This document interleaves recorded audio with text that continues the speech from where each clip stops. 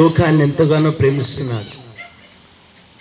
లోకం అంటే మట్టి కాదు, కానీ లోకం అంటే మనుషులు అని గురజాడ అప్పారావు గారు చెప్పారు.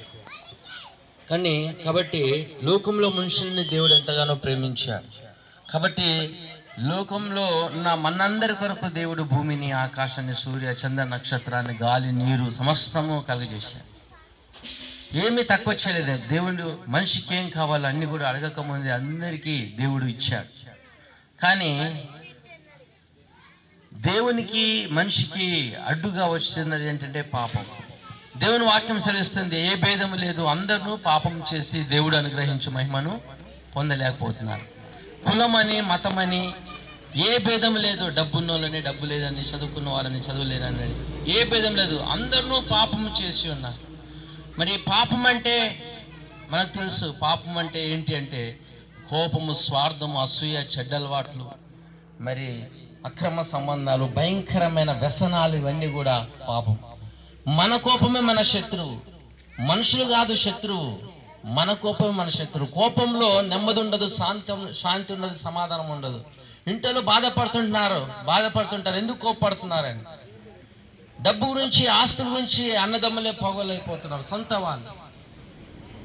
మరి తాగుడికి బానిసమైపోయి అమైకంలో ఎన్నో తప్పులు చేస్తున్నారు. ఆరోగ్యం చెడిపోతుంది, కిడ్నీలు ఖరాబ్ అయిపోతున్నాయి, టీబీ జబ్బు వస్తుంది. మరి అప్పుడు బాధపడుతున్నా, యాక్సిడెంట్స్ అయిపోతున్నాయి. తాగడం వల్ల ఎన్ని భయంకరమైన పరిస్థితులు వస్తున్నాయి. మరి అక్రమ సంబంధాలు ఎంత భయంకరం అంటే నిజంగా కుటుంబాలు విచ్ఛిన్నం అయిపోతున్నాయి. మరి ఎంతో భయంకరమైన కుటుంబాలు మరి నాశనం అయిపోతున్నాయి. కాబట్టి మరి స్వార్థము, మన వాళ్ళని మంచిగా చూస్తాము, వేరే వాళ్ళని చెడు చూస్తాము.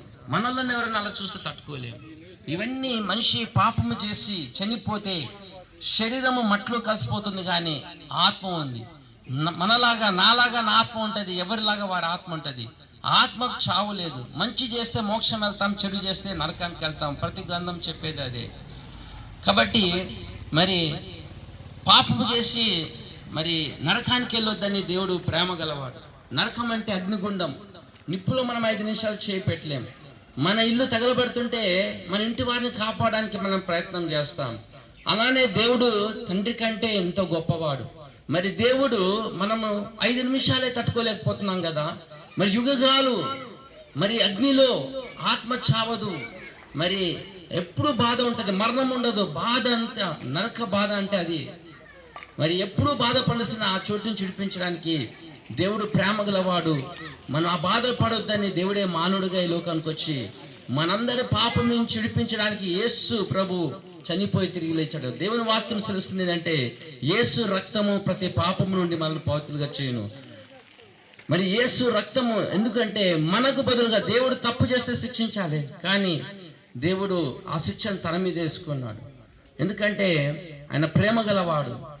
తప్పు చేస్తే శిక్షించాలి, కానీ ఆ శిక్ష తన మీద వేసుకొని చనిపోయి తిరిగి లేచి యేసుప్రభు అన్నాడు, మరి ఎవరైనా సరే యేసుప్రభు నేను పాపిని, నన్ను క్షమించు.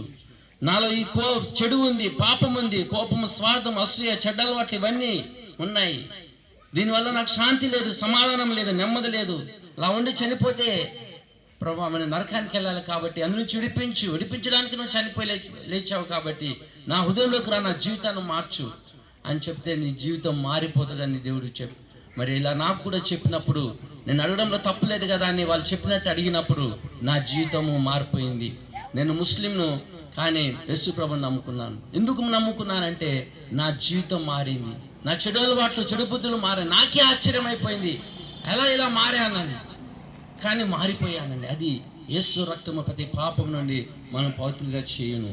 మరి కాబట్టి మరి ఎవరైనా సరే, మరి ఏ భేదము లేదు. మరి ఎవరైనా సరే సయ్యా నేను పాపిని, నన్ను క్షమించు, నా హృదయంలో నా జీవితాన్ని మార్చు అంటే మార్చదు. ఈ విషయం అనేకులకు మార్చి చెప్పినప్పుడు వాళ్ళ జీవితాలు కూడా మారుతూ ఉన్నాయి. కాబట్టి యేసు ప్రభు మళ్ళీ తిరిగి వస్తున్నాడు. ఎవరైనా సరే ఈ మాట చెప్పినట్టయితే దేవుడు క్షమిస్తాడు. ప్రభు నేను పాపిని, నువ్వు క్షమించు, నా పాపాల గురించి నేను చనిపోయి లేచావు, నా హృదయంలోకి రా, నేను మంచి చేయాలనుకుంటున్నాను కానీ నా వల్ల అవట్లేదు, నువ్వు ప్రాణం పెట్టావు, చనిపోయి లేచావు, కాబట్టి నా జీవితాన్ని మార్చని ఎవరైతే ప్రార్థన ఈ విధంగా అడిగితే వాళ్ళ జీవితాలు మార్చబడతాయండి. కాబట్టి ఈ విధంగా అడిగినట్టయితే దేవుడు సహాయం చేస్తాడు.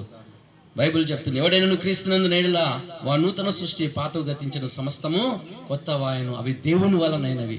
అప్పుడు మన జీవితం మారినప్పుడు అప్పుడు ఏం చెప్తామంటే, నేను మారలే, దేవుడు నన్ను మార్చాడు, నిన్ను కూడా మారుస్తాడని మనం చెప్పగలమండి.